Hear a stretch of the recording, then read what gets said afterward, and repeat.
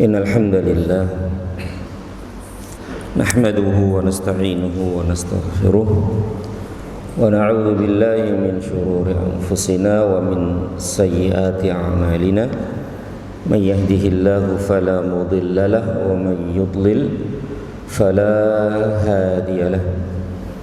Asyhadu an la ilaha illallah wahdahu la syarika lahu wa asyhadu anna Muhammadan abduhu wa rasuluh.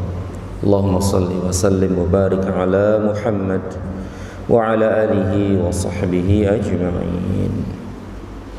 Qala Allah ta'ala fi kitabihil karim, ya ayyuhalladzina amanu taqullaha haqqa tuqatih wa la tamutunna illa wa antum muslimun. Amma ba'd. Ikhwani wa akhwati fillah rahimani wa rahimakumullah, para bapak ibu sekalian dan saudara-saudaraku sekalian yang saya hormati dan yang saya muliakan, dan yang semoga senantiasa dirahmati dan diberkahi Allah Subhanahu wa taala.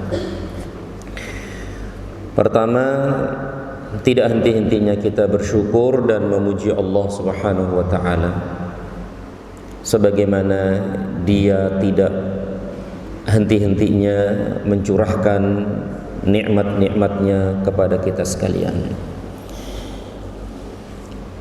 Nikmat terbesar adalah iman dan Islam.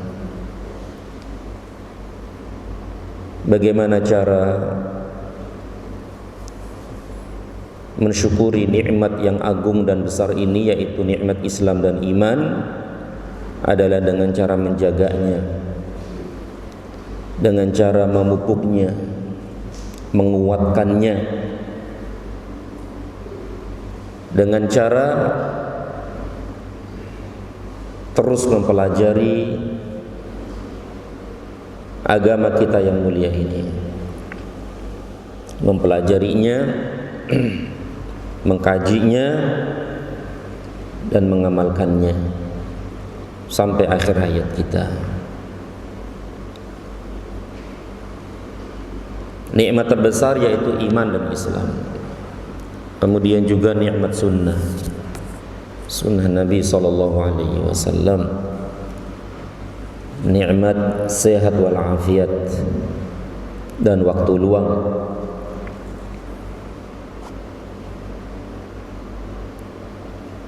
Dan nikmat-nikmat lain yang sungguh tidak mungkin dapat kita menghitungnya. Allah berfirman, wa in ta'uddu ni'matallahi la tuhsuha. Jika kalian ingin menghitung-hitung nikmat Allah, kalian tidak akan mampu menghitungnya. Semoga Allah Subhanahu wa taala menjadikan kita hamba-hamba yang pandai bersyukur atas nikmat-nikmatnya. Amin ya rabbal alamin. Dan dijadikan kita hamba-hamba Allah yang sedikit. Siapa mereka? Hamba-hamba yang sedikit adalah hamba-hamba yang pandai bersyukur atas nikmat-nikmat Allah. Karena sangat sedikit sekali dari hamba-hamba Allah yang bersyukur. Allah berfirman, wa qalilum min ibadiyasy syakur. Dan sedikit sekali dari hambaku yang bersyukur. Maka semoga kita dijadikan oleh Allah Subhanahu wa taala hamba-hambanya yang sedikit, yaitu hamba-hamba yang pandai bersyukur. Amin ya rabbal alamin. Kemudian tidak lupa salawat serta salam senantiasa tercurah kepada junjungan Nabi besar kita Muhammad sallallahu alaihi wasallam. Ikhwani wa akhwati fillah rahimani wa rahimakumullah, para bapak ibu sekalian yang saya muliakan. Sebelum kita memulai kajian dan materi rutin kita, yaitu kitab Al-Usulul Thalathah, 3 landasan utama, 3 prinsip pokok, yaitu mengenal Allah, mengenal Islam, dan mengenal Nabi Muhammad SAW. Sebelum kita mulai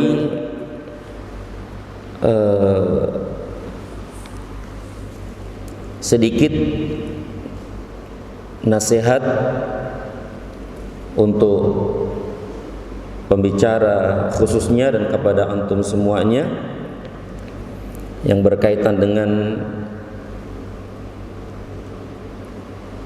telah berakhirnya bulan Ramadan dan mengawali kita dalam kajian kita setelah sekian lama libur Ramadan. Dan mudah-mudahan nasihat ini bermanfaat. Yang pertama,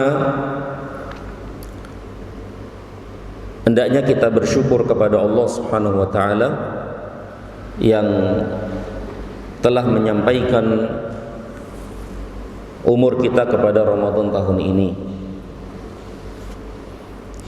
Yang kita semua tahu bahwa Ramadan adalah bulan ampunan, bulan banyaknya ampunan Allah Subhanahu wa taala. Maka yang pertama sekali adalah kita bersyukur kepada Allah Subhanahu wa taala atas nikmat yang besar itu. Nikmat yang agung itu disampaikan kita kepada Ramadan tahun ini. Banyak sekali dalil-dalil tentang keutamaan Ramadan dan antum semua sudah mengetahuinya. Di antaranya adalah sabda Nabi sallallahu alaihi wasallam, "Man shoma Ramadhana imanan wa ihtisaban, ghufira lahu ma taqaddama min dhanbihi." Sabda beliau juga, "Man qama Ramadhana imanan wa ihtisaban, ghufira lahu ma taqaddama min dhanbihi." Sabda beliau juga, "Man qama lailatal qadri imanan wa ihtisaban, ghufira lahu ma taqaddama min dhanbihi." Barang siapa yang berpuasa, barang siapa yang menegakkan malam dengan qiyamul lail, menghidupkan malam Lailatul Qadar imanan dengan keimanan dan mengharap pahala, ghufira lahu ma taqaddama min dhanbihi, maka diampuni baginya kesalahan-kesalahan, dosa-dosa yang telah lalu. Dan masih banyak lagi dalil-dalil yang masyhur ya tentang keutamaan Ramadan. Maka kewajiban kita yang pertama adalah bersyukur kepada Allah Subhanahu wa taala yang telah menyampaikan kepada kita semua Ramadan tahun ini, dan mudah-mudahan Allah juga menyampaikan usia dan umur kita kepada Ramadan berikutnya. Amin ya rabbal alamin. Kemudian yang kedua, perbanyaklah istighfar. Perbanyaklah memohon ampun kepada Allah Subhanahu wa taala. Mengapa kita banyak beristighfar? Karena kita sadar dalam kita melaksanakan dan menjalankan puasa Ramadan banyak sekali kesalahan-kesalahan, banyak sekali kekurangan-kekurangan. Sadar atau tidak, ngaku atau tidak, banyak sekali kesalahan dan kekurangan yang kita lakukan selama kita berpuasa Ramadan. Terlebih kemaksiatan, terlebih dosa. Ya, di mana-mana banyak sekali pintu-pintu maksiat dan dosa, dan terkadang kita terjatuh ke dalamnya. Dan memang terjatuh besar maupun kecil dari dosa tersebut, sengaja atau tidak. Dan semua itu adalah merusak pahala puasa. Kemaksiatan yang kita lakukan salah satu sebab ya perusak pahala puasa atau mengurangi pahala puasa. Bahkan mungkin ada hal-hal yang menjadikan puasa kita tidak sah. Wallahu a'lam. Maka dari itu kewajiban kita yang kedua adalah banyak memohon ampun kepada Allah, banyak beristighfar, membasahi lisan kita dengan istighfar. Mohon ampun kepada Allah Subhanahu wa taala. Setelah salat fardu apa yang kita baca? Setelah salat fardu apa yang kita baca? Istighfar. Astaghfirullah, astaghfirullah, astaghfirullah. Mengapa kita beristighfar? Karena yakin kita di dalam menjalankan sholat tersebut banyak kekurangan. Dalam bacaan kita, dalam rukuk kita, dalam sujud kita, dan dalam hal-hal yang lain dalam sholat. Banyak sekali kesalahan dan kekurangan. Terlebih dan paling penting adalah kekhusyuan. Khusyuk. Karena inti dari sholat itu sendiri adalah khusyuk. Dan apakah kita telah melaksanakan itu? Khusyuk? Tanyakan kepada diri sendiri.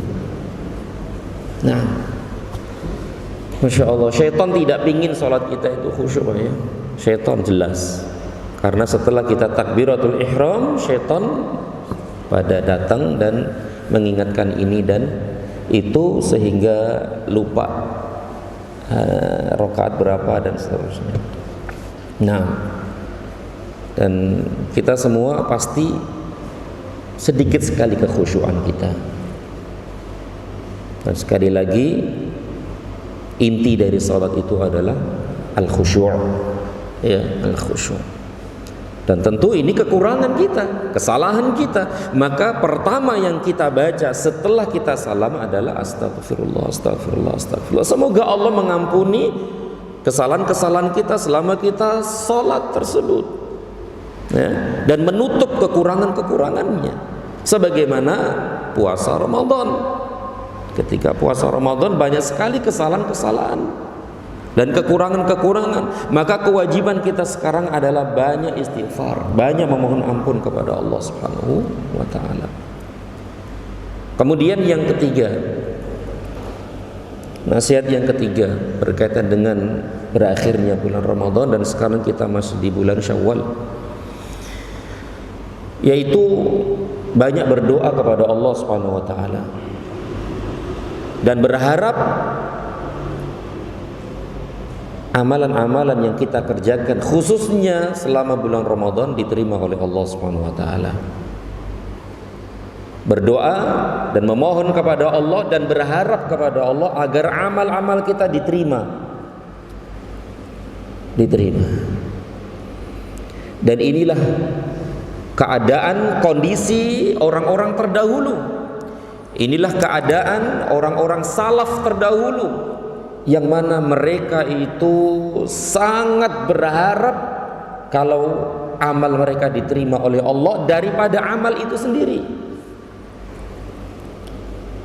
Jangan tanya amalnya orang-orang terdahulu, yaitu orang-orang salaf.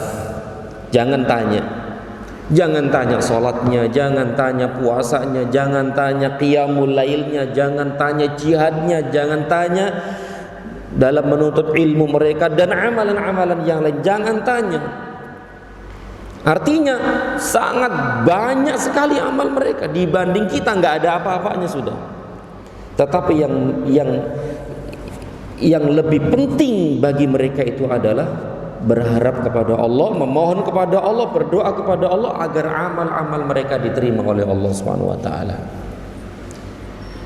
Masya Allah. Maka seharusnya yang lebih banyak kita berdoa dan memohon kepada Allah agar amal kita diterima adalah kita.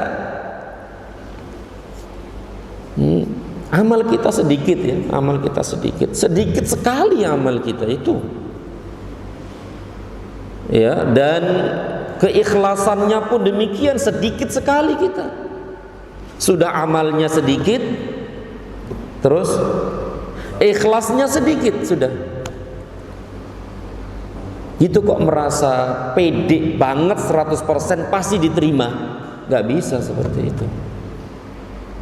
Orang-orang salaf, generasi terbaik dari umat ini, para sahabat, tabi'in, tabi'ut tabi'in, mereka itu sangat banyak amalnya dan sangat serius dalam menata hati, dalam keikhlasan mereka kepada Allah. Tapi mereka itu sangat berharap amal mereka diterima oleh Allah Subhanahu wa taala.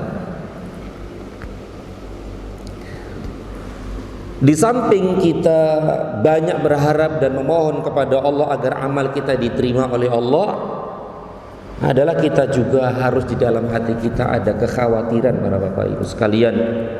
Ada kekhawatiran di dalam hati kita kalau amal kita nggak diterima gitu. Ada ketakutan dan kecemasan di dalam hati kita kalau amal kita tidak diterima oleh Allah Subhanahu wa taala. Berharap amal diterima dan takut kalau amal tidak diterima. Dan sekali lagi inilah keadaan orang-orang salaf terdahulu. Sebagaimana yang dikatakan oleh Ali, sahabat yang mulia Ali bin Abi Thalib radhiyallahu taala anhu, beliau berkata yang maknanya orang-orang salaf, yaitu para sahabat, sangat semangat dalam berharap agar amal-amal mereka diterima oleh Allah daripada amal itu sendiri. Artinya amal mereka itu banyak sekali gitu loh. Banyak sekali, jangan tanya amal mereka. Tetapi pun demikian mereka berharap agar amal mereka diterima oleh Allah dan takut kalau amal mereka tidak diterima oleh Allah Subhanahu wa taala. Sebagaimana firman Allah, beliau membacakan firman Allah, walladzina yu'tuna ma atau wa qulubuhum wajilah. Dan mereka orang-orang yang memberikan apa-apa yang telah mereka berikan, wa qulubuhum wajilah, dan hati-hati mereka merasa takut.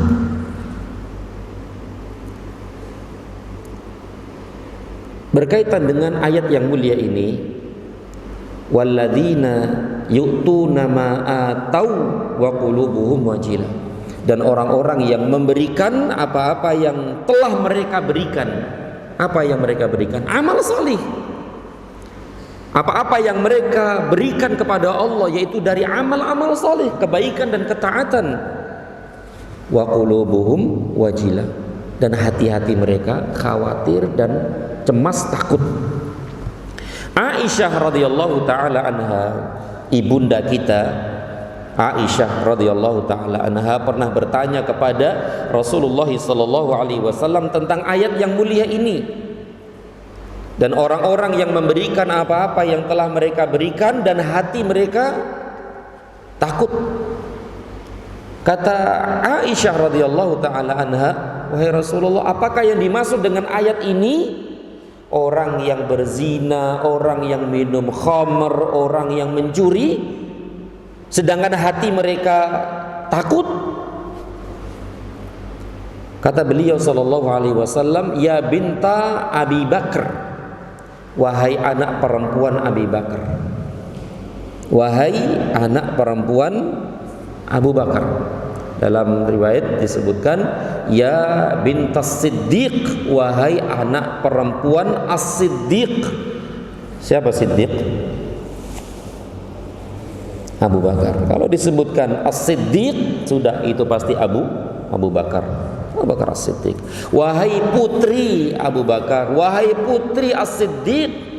Bukan itu yang dimaksud. Yang dimaksud dengan ayat itu adalah orang-orang yang beramal salih, orang-orang yang bersedekah, orang-orang yang sholat, orang-orang yang berpuasa, kemudian di dalam hati mereka ada kekhawatiran, ketakutan kalau amal mereka tidak diterima oleh Allah Subhanahu wa taala. Jadi ayat ini pujian ya, ayat ini pujian kepada orang-orang yang banyak beramal, orang yang beramal, orang yang sedekah, salat, puasa dan amal-amal yang lain. Setelah itu mereka takut kalau amal mereka tidak diterima oleh Allah Subhanahu wa taala. Maka para bapak ibu sekalian yang dirahmati Allah Subhanahu wa taala, kewajiban kita adalah harus di dalam hati kita ada harapan besar agar amal kita diterima oleh Allah, dan ketakutan, kekhawatiran kalau amal kita tidak diterima oleh Allah Subhanahu wa taala. Karena tidak ada yang bisa menjamin benar-benar amal kita diterima atau tidak. Siapa yang bisa menjamin? Tak ada yang bisa menjamin. Makanya salah seorang salaf mengatakan, yaitu Fudalah berkata rahimahullahu ta'ala, seandainya aku tahu kalau amal saya diterima oleh Allah Subhanahu wa ta'ala, meskipun satu biji saja, itu lebih baik dan lebih aku sukai daripada dunia dengan segala isinya. Sebagian salaf pernah mengatakan, orang-orang salaf 6 bulan sebelum datang bulan Ramadan, mereka berdoa, mereka memohon kepada Allah agar disampaikan kepada Ramadan tersebut. 6 bulan sebelum Ramadan. Setelah mereka mendapati bulan Ramadan, mereka beramal, puasa Ramadan dan seterusnya. Setelah keluar dari bulan Ramadan, 6 bulan berikutnya mereka berdoa, berharap, memohon kepada Allah agar amal-amal mereka diterima oleh Allah Subhanahu wa taala. Subhanallah ya, 6 bulan sebelum Ramadan ingin mendapatkan Ramadan, setelah Ramadan mereka beramal, setelah keluar dari bulan Ramadan 6 bulan berikutnya berdoa, memohon, merintih kepada Allah agar amal-amal mereka diterima. Subhanallah. Inilah generasi terbaik dari umat ini, para sahabat tabi'in dan tabi'ut tabi'in radhiyallahu ta'ala anhum ajma'in dan rahimahumullahu ta'ala. Kemudian nasihat berikutnya berkaitan dengan berakhirnya Ramadan adalah kita berusaha untuk melanjutkan amalan-amalan yang kita kerjakan dulu selama bulan Ramadan. Amalan-amalan besar yang kita lakukan selama bulan Ramadan banyak sekali. Di antaranya adalah puasa Ramadan. Kalau kita mampu berpuasa Ramadan selama 30 hari penuh dan tidak pernah berbuka, maka hendaknya kita melanjutkan amalan ini di luar bulan Ramadan dengan banyak puasa sunnah. Dan awal dari mengawali dari puasa sunnah adalah puasa apa ya? Puasa Syawal ya. Nah, puasa Syawal. Kalau yang sudah ya alhamdulillah.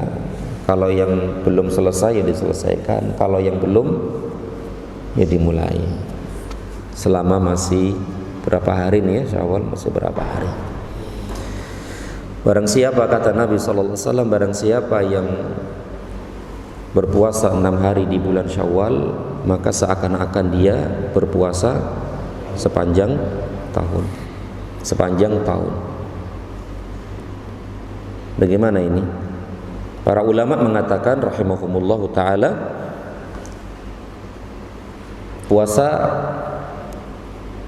puasa Ramadan 30 hari. 30 hari. Sedangkan satu kebaikan dibalas oleh Allah dengan berapa kebaikan? 10, gitu Pak ya. 1 dapat 10. Itu minimal loh Pak, minimal. Dan itu bisa lebih, apalagi puasa Ramadan. Yang membalas langsung itu siapa? Allah. Itu minimal 10, 1 sama dengan 10. Berarti 30 kali 10. Gitu Pak. 30 kali 10 berapa itu Pak? 300. Berarti 300 hari.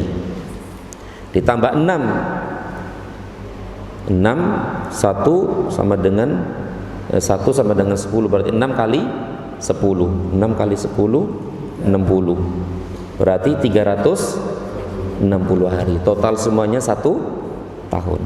1 tahun sama dengan 360 hari. Berarti kalau kita puasa Ramadan, Masya Allah puasa Ramadan 30 hari ditambah 6 hari bulan Syawal, seakan-akan berpuasa sepanjang tahun. Maka kita berusaha meneruskan amalan-amalan yang sebelumnya kita kerjakan di bulan Ramadan. Kemudian akhirnya kita berusaha melanjutkan amalan besar juga, yaitu tarawih atau qiyamul lail. Kita teruskan, kita lanjutkan meskipun di luar bulan Ramadan. Kalau kita mampu berlama-lama di masjid sholat tarawih bersama kaum muslimin, kurang lebih sama isyaknya berapa jam ya? 1 jam lebih Pak ya? Sama isyaknya, atau sebelum isyak sudah di sini kan gitu. Berarti kurang lebih 1,5 jam kita di masjid. Kita mampu kok 1,5 jam, dan kita mampu sholat 11 rakaat setiap hari, setiap malam. Maka kewajiban kita dan berusaha untuk melanjutkan itu di luar bulan Ramadan, meskipun tidak 1,5 jam gitu kan, meskipun tidak 11 rakaat, tapi setiap hari kita berusaha mengamalkannya. Jangan tinggalkan malam kita tanpa qiyamul lail, minimal witir. Dan minimal witirnya berapa rakaat? 1. Berapa menit satu itu Pak? Nah, ada 2 menit, 3 menit. Ya Allah, masa tidak bisa? 1 rakaat nggak bisa? Subhanallah ya.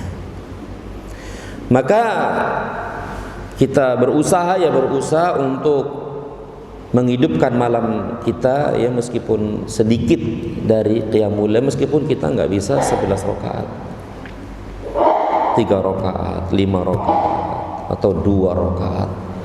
Yang jelas kita sholatlah, jangan tinggalkan. Rasulullah SAW pernah berkata, ya Abdullah, la takun mithla fulan, kana yaqumul lail fatarakahu. Wahai Abdullah, jangan engkau seperti fulan, jangan seperti si fulan sono. Kenapa? Dulu dia rajin qiyamul lail, setelah itu dia tinggalkan qiyamul lail. Jangan seperti itu. Berarti meninggalkan qiyamul lail yang sebelumnya kita rajin qiyamul lail itu dibenci oleh Rasulullah SAW, tidak disukai oleh Rasulullah SAW, tidak disukai. Buktinya tadi beliau bersabda, jangan seperti fulan kan gitu, jangan seperti fulan. Berarti Rasul tidak suka dengan fulan kayak gitu, yang sebelumnya rajin qiyamul lail, setelah itu meninggalkannya. Masya Allah ya. Jadi kita berusaha untuk qiyamul lail, meskipun sedikit ya, meskipun sedikit. Bahkan Rasulullah SAW menganjurkan kalau kita lewat malam tanpa qiyamul lail, dianjurkan untuk apa Pak? Qadha. Boleh nggak? Qadha. Kapan qadha? Siang nanti di waktu duha. Sampai seperti itu. Kalau malam itu kita nggak bisa bangun, mungkin capek, mungkin letih, mungkin kebablasan, mungkin gitu, maka dianjurkan untuk diqadha di waktu duha, diqadha. Begitu besar amalan ini, begitu agung amalan ini, yaitu qiyamul lail. Sampai Nabi SAW menganjurkan untuk diqadhanya. Taib, kemudian akhirnya kita lanjutkan membaca Al-Quran juga. Dulu kita selama di bulan Ramadan mampu 1 juz ya, 1 juz, satu kali khatam, atau ada yang 2 kali khatam, 3 kali khatam. Kita berusaha untuk melanjutkan meskipun di luar bulan Ramadan, meskipun tidak lebih banyak dari sebelumnya itu bulan Ramadan, tapi hendaknya kita setiap hari baca Quran. Setiap hari baca Quran, meskipun sedikit. Kemudian juga kita lanjutkan sedekah dan amalan-amalan lain yang dulu kita semangat selama di bulan Ramadan. Dan ketahuilah akhifillah, melanjutkan amalan-amalan dengan amalan berikutnya itu tanda amalan tersebut diterima oleh Allah Subhanahu wa taala. Ya, tanda bahwa amalan itu diterima oleh Allah Subhanahu wa taala. Para Bapak Ibu sekalian yang dirahmati Allah Subhanahu wa taala, inilah beberapa atau nasihat singkat yang berkaitan dengan telah berlalunya bulan Ramadan, dan kita berdoa dan memohon kepada Allah Subhanahu wa taala semoga amal-amal kita selama bulan Ramadan khususnya diterima oleh Allah Subhanahu wa taala, dan semoga Allah Subhanahu wa taala mengampuni dosa dan kesalahan kita, dan semoga Allah Subhanahu wa taala menjadikan kita hamba-hamba yang termasuk orang hamba-hamba Allah yang termasuk terbebaskan dari api neraka. Amin ya rabbal alamin. Ikhwani wa akhwati fillah, a'azani Allah wa iyyakum, para bapak ibu sekalian dan saudara-saudaraku sekalian yang saya muliakan. Kita melanjutkan pembahasan dan kajian rutin kita dalam kitab Al-Ushul Tsalatsah, 3 landasan utama. Udah siap belum nih? Atau belum? Kalau belum diudahin aja nih. Sedikit aja ya, insyaallah.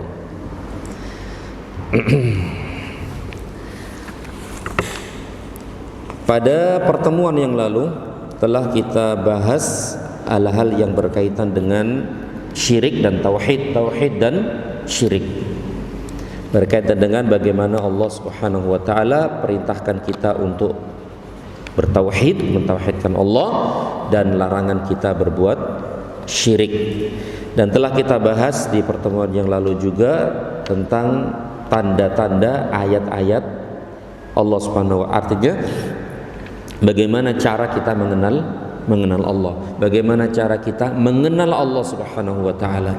Di antaranya adalah dengan cara mengetahui ayat-ayat, tanda-tanda sebagai bukti kebesaran dan keagungan Allah Azza wa Jalla. Dan telah kita bahas di antara tanda-tanda ayat-ayat Allah ada 2, yaitu ayat syar'i, ayat-ayat syar'iyah, dan ayat-ayat kauniyah. Ayat-ayat syar'iyah adalah nas Al-Quran dan Sunnah. Kita memahami Al-Quran dan Sunnah dengan pemahaman yang benar, kita akan lebih mengenal Allah Subhanahu wa taala. Ya, kita mengkaji, mempelajari, mentadaburi Al-Quran dan Sunnah dengan benar. Ingat, dengan benar. Kalau salah gimana? Ya kalau salah tidak sampai kepada tujuan. Yang penting benar, sesuai dengan petunjuk Allah dan Rasulnya sallallahu alaihi wasallam. Dan yang menjadi patokan kita dalam memahami Al-Quran dan Sunnah yang benar adalah pemahaman para sahabat radhiyallahu ta'ala anhum ajma'in. Ya, ini ayat syar'iyah dan ini sudah kita bahas. Kemudian yang kedua, ayat-ayat kauniyah berkaitan dengan makhluk ini, berkaitan dengan makhluk, berkaitan dengan ciptaan Allah Subhanahu wa taala. Semakin kita memikirkan dan mentadaburi ayat-ayat kauniyah ini yang berkaitan dengan makhluk, yang berkaitan dengan ciptaan Allah, maka kita akan semakin mengenal Allah Subhanahu wa taala. Bagaimana Allah menciptakan 7 langit, menciptakan 7 bumi, menciptakan matahari, bulan, bintang, siang, malam, dan seterusnya. Semakin kita memikirkan itu, maka kita akan semakin mengenal Allah Subhanahu wa taala. Dengan kita semakin mengenal Allah, kita akan semakin mencintainya dan semakin takut kepadanya dan semakin besar harapan kita kepadanya. Dan ini sudah kita bahas dan sudah kita jelaskan pada pertemuan yang lalu. Kemudian kita lanjutkan apa yang disampaikan oleh penulis rahimahullahu taala.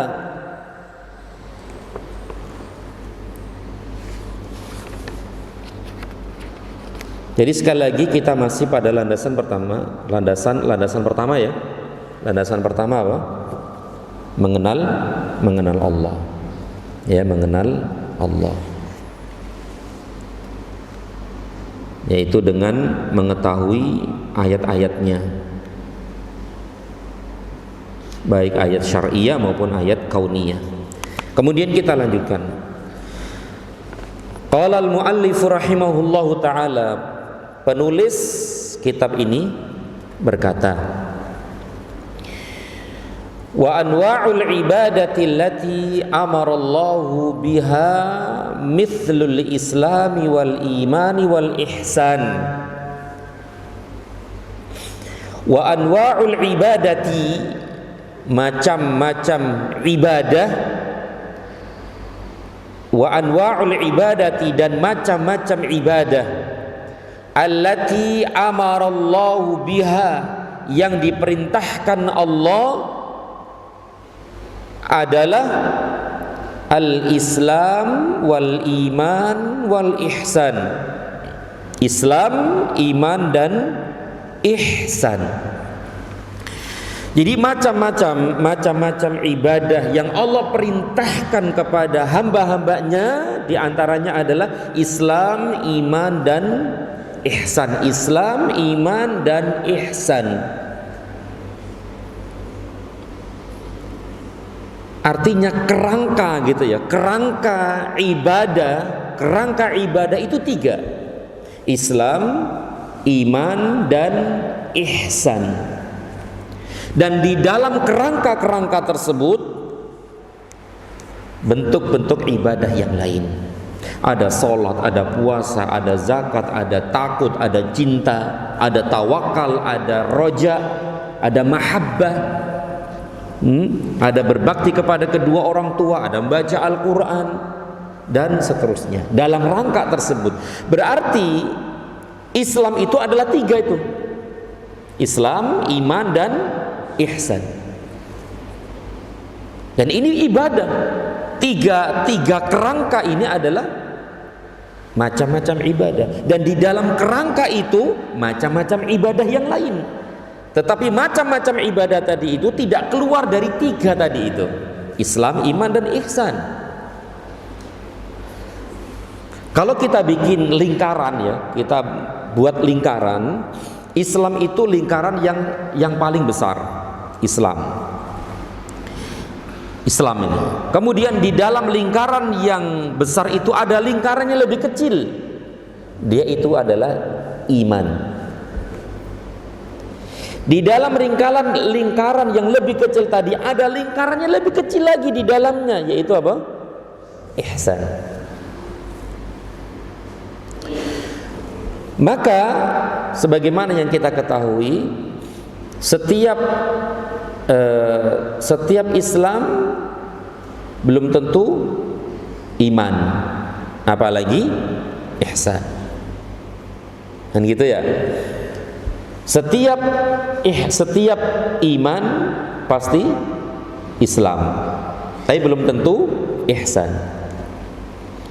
Setiap ihsan pasti iman dan Islam.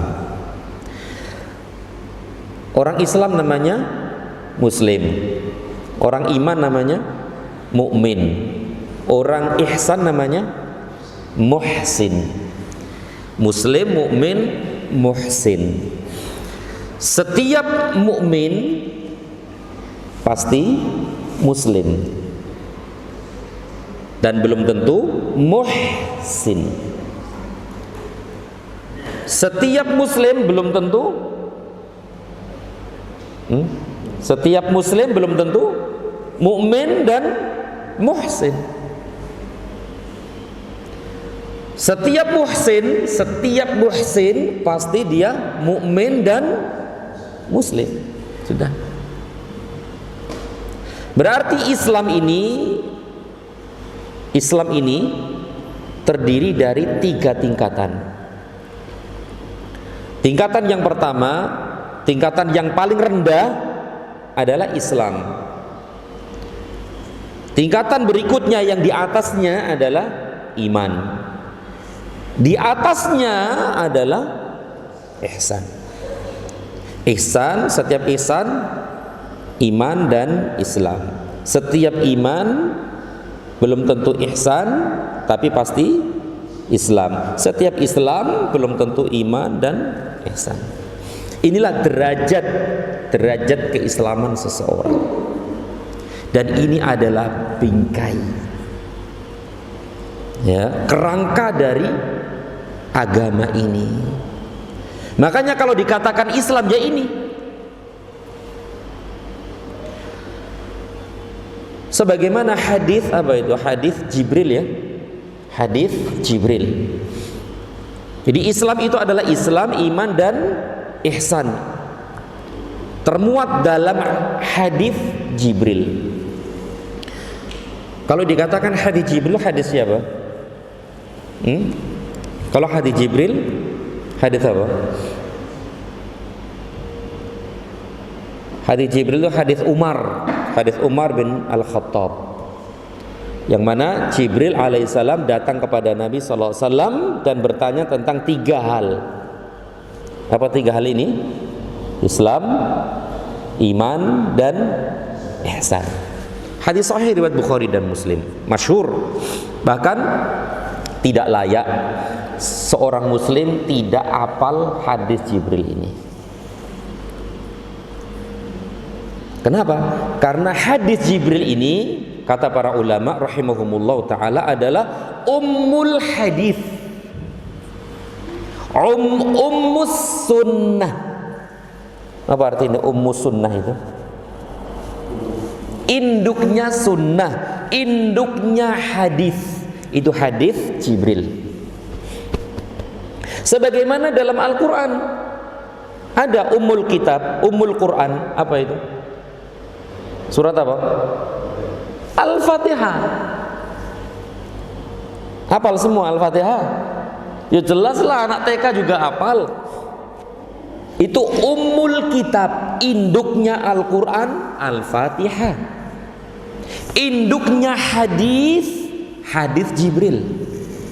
2 ini tidak layak untuk tidak hafal, akhi.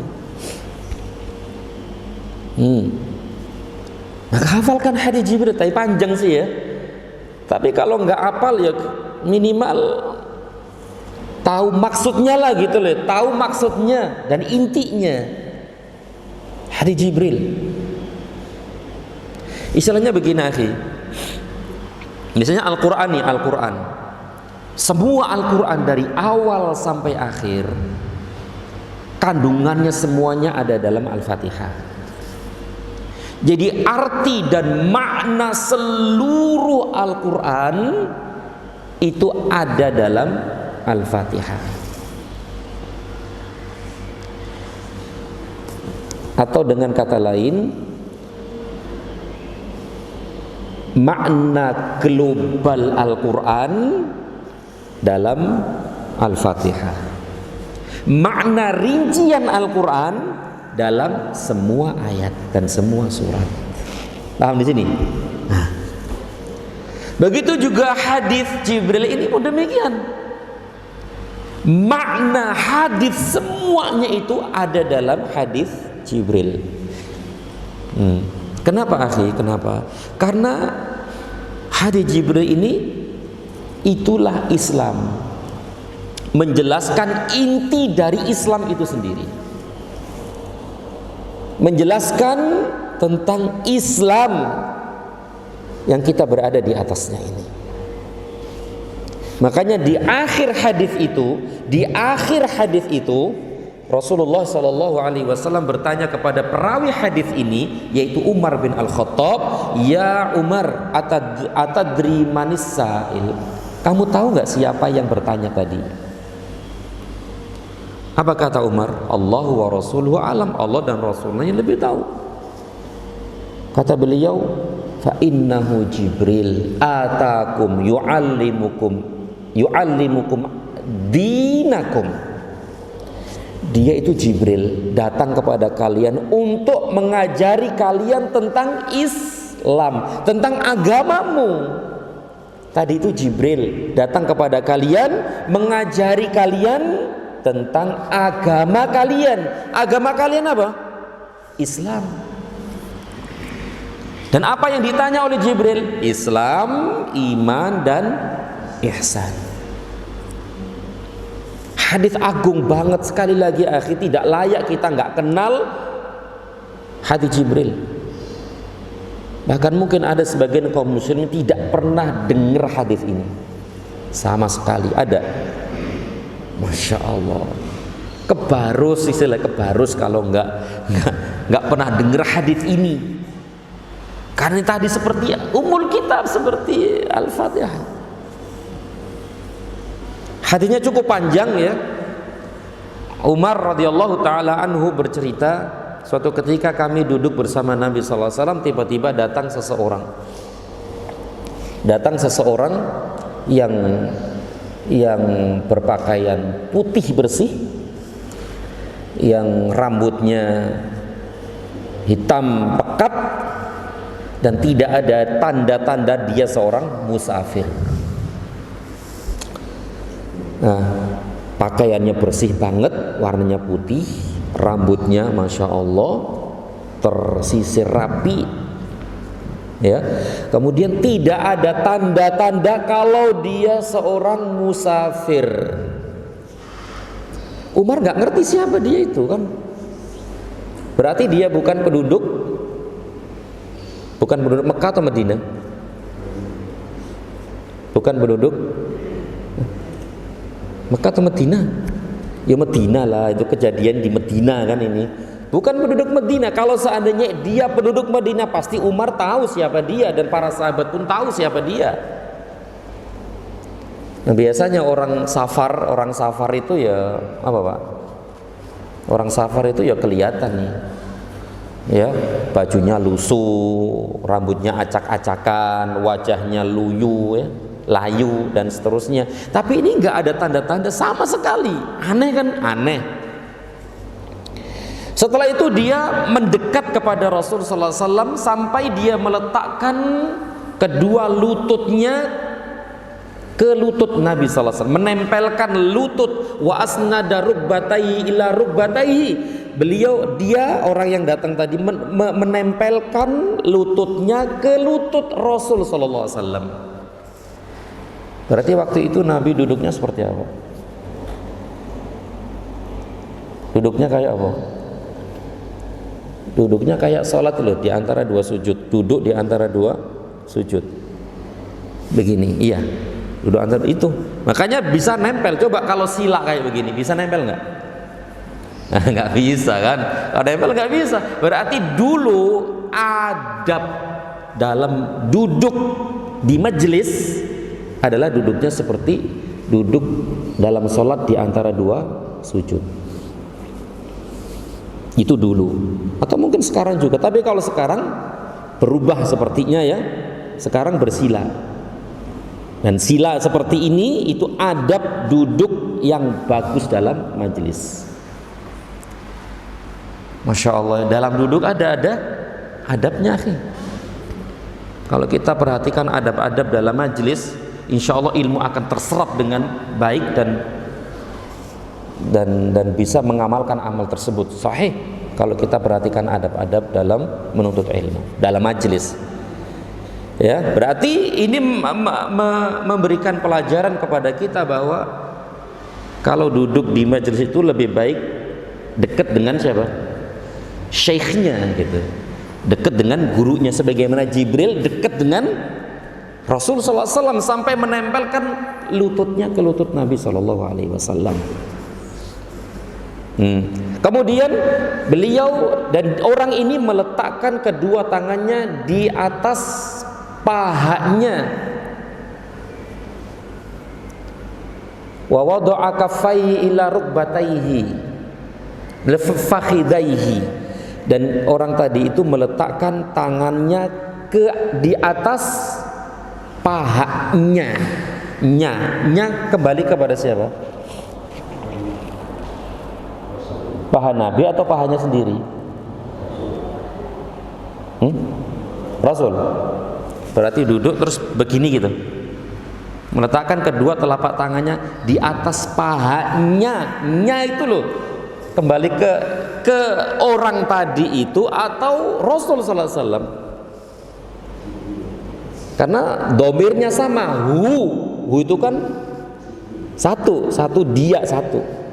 Bisa Jibril, bisa orang tadi itu, atau bisa Nabi sallallahu alaihi wasallam. Dan ini diperselisihkan juga oleh para ulama. Ada yang mengatakan ya paha Rasul, ada yang mengatakan ya pahanya sendiri. Wallahu a'lam. Ada yang mengatakan demikian, ada yang mengatakan demikian. Ini menunjukkan hormatnya orang ini kepada Rasulullah sallallahu alaihi wasallam. Ya, menghormati beliau sallallahu alaihi wasallam orang ini.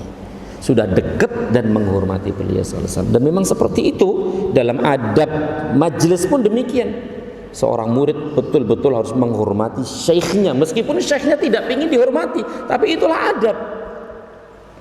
Sebagaimana adab kita manggil guru kita dengan Pak Guru, meskipun kadang-kadang Pak Gurunya itu pekewoh kalau dikatakan Pak Guru, ya Pak ya. Tapi itu adab gitu, adab menghormati guru, Pak Guru, Bu Guru, Pak Ustadz, Ustadzah, dalam rangka ihtiram, menghormati. Meskipun terkadang dia itu merasa nggak enak dipanggil gitu loh. Tapi sebagai murid harus seperti itu. Ya. Tapi para bapak ibu sekalian yang dirahmati Allah Subhanahu wa taala, pelajarannya tadi ya, hendaknya ketika kita dalam majelis berpakaian rapi, sebagaimana Jibril tadi itu pakainya putih bersih, wajahnya berseri-seri begitu mungkin ya, atau rambutnya hitam, kemudian mendekat ke gurunya dan menghormati gurunya dan serius. Dan serius. Masya Allah ya. Gimana ini? Bisa nggak kita terapkan di zaman kita sekarang ini? Ya sulit ya Allah. Dulu itu kalau sudah di majelis tak ada orang yang bermain-main tangan, bermain-main kaki, bermain-main ini, apalagi bermain-main pensil, bermain buku digini-gini. Enggak, sepir, senyap, sepi, serius mereka itu. Orang-orang salaf kayak begitu, akhi. Nah, dan mereka datang dari jauh untuk menghadiri majelis syekh tersebut. Masya Allah ya. Dan dulu nggak ada AC, ya nggak ada lampu terang kayak begini, nggak ada mikrofon ya. Tapi suaranya kok sampai ke ujung sana Pak ya. Dulu ulama-ulama dulu nih, orang-orang salaf, tabi'in kayak Syekhul Islam Ibnu Taimiyah, kemudian Imam Syafi'i, Imam Malik dan yang lainnya, ketika mereka menyampaikan hadis itu di majelis, yang hadir di situ banyak nggak sih? Ribuan sudah, nggak hanya ratusan, ribuan. Terus kok bisa ya suara beliau itu sampai kepada orang yang paling ujung sana? Kok bisa Pak ya? Padahal belum ada mikrofon.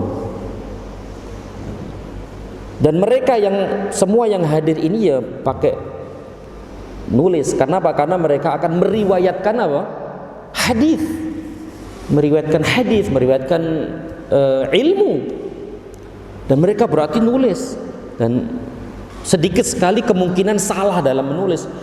Berarti waktu itu suara syekhnya itu jelas nggak? Jelas. Kok bisa Pak ya? Kok sampai apa kok syekhnya berok-berok begitu? Gimana Pak? Kok bisa Pak?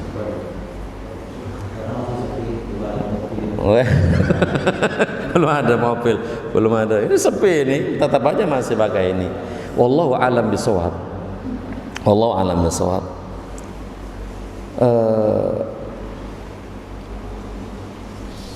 Masjidnya itu yang dibikin bagaimana suara syekh itu bisa sampai kepada orang yang terakhir di sana. Berarti desainnya itu yang mempengaruhi. Apa yang bangun apa arsitek ya, betul Pak ya, arsitek. Berarti kecerdasan dan kepandaian arsitek itulah yang membuat bangunan itu bisa bagaimana suara syekh itu sampai kepada jamaah yang paling ujung sana. Salah satunya, kenapa bangunan masjid ada kubahnya? Kubah itu. Ternyata salah satunya adalah kubah itu mengalirkan suara. Makanya banyak kubah kan, tidak hanya satu saja. Ini kubah terus sono kubah kan gitu. Kata mereka suara syekhnya itu naik ke atas, kemudian dialirkan lagi ke bawah, naik lagi terus sampai ke ujung sana suaranya sehingga jelas. Itu salah satunya fungsi kubah. Mengalirkan suara sehingga sampai kepada orang yang di sana. Alhamdulillah, masya Allah ya. Jadi itu salah satu ya fungsi kubah, sehingga masya Allah ya, jamaah majlis ya waktu dulu itu ya dapat mendengar suara syekhnya dengan jelas meskipun belum ada mikrofon. Tapi kembali bahwa tadi Jibril alaihissalam mengajarkan kita adab-adab dalam majlis ya, dalam majlis.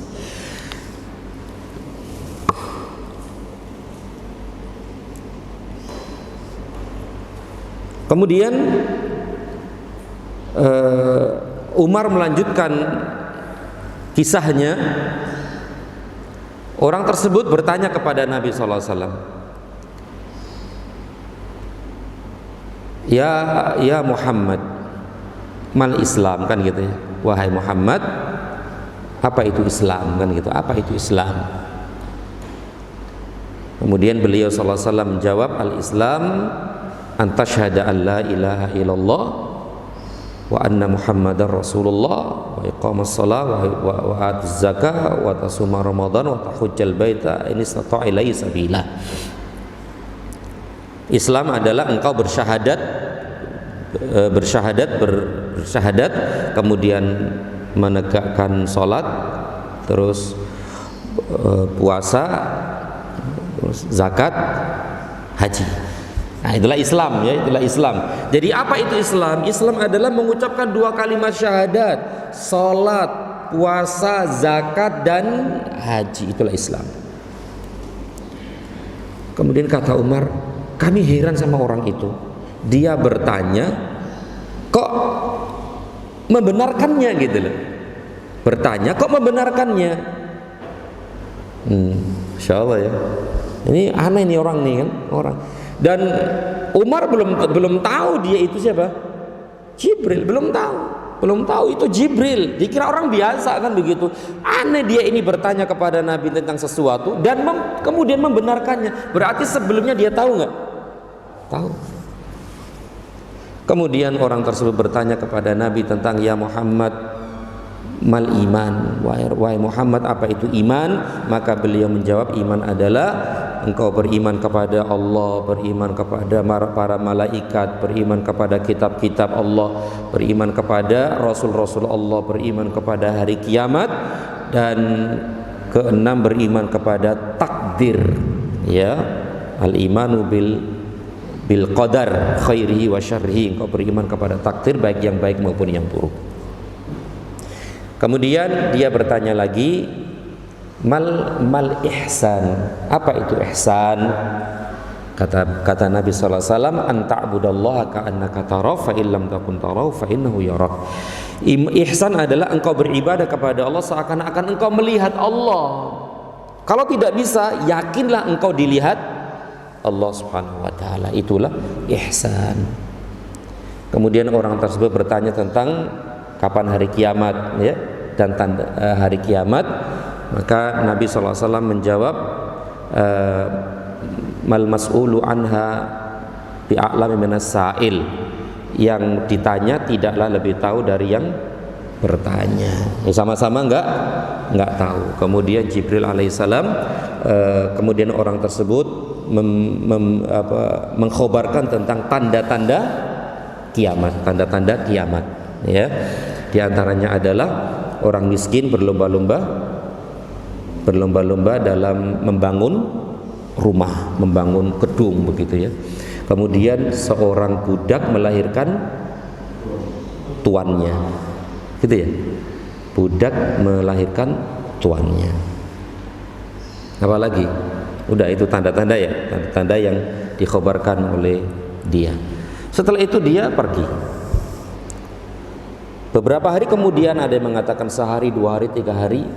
Nabi SAW bertanya kepada Umar, wahai Umar, kamu tahu nggak siapa yang datang kemarin itu? Maka dia berkata, Allah wa rasuluhu alam, Allah dan Rasulnya lebih tahu. Kemudian beliau menjawab, fa innahu Jibril atakum yu'allimukum di dinukum.